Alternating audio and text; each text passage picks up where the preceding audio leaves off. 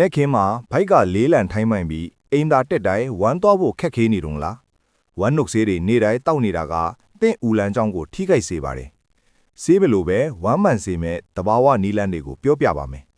ပထမဆုံးကတော့အမြင့်တက်မြများစားဖို့ပါကျွန်တော်တို့မြန်မာလူမျိုးတွေကစီပြန်ဟင်းနဲ့သမင်းပဲအဓိကစားတော့အမြင့်တက်ဖိုင်ဘာအရန်နည်းပါတယ်အမြင့်တက်ကဦးထဲမှာတစ်ဖြက်စီးလိုမျိုးအညစ်အကြေးတွေကိုဟိထုတ်ဖေးတာပါ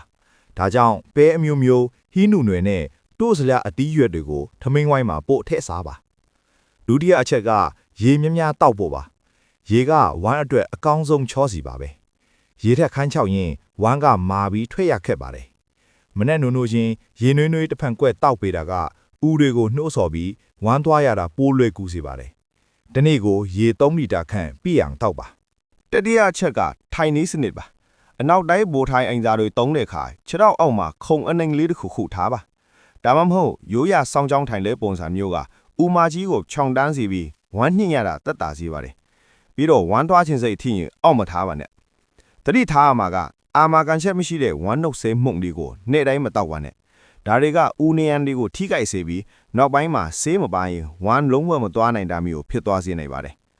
တဘာဝနီလန်းနေနဲ့ပေါ်ပါတဲ့မနက်ခင်းကိုပိုင်ဆိုင်လိုက်ပါကျမ်းမာရေးဘူးတုဒ္ဒါတွေအတွက်အာရောဂျန်ကို follow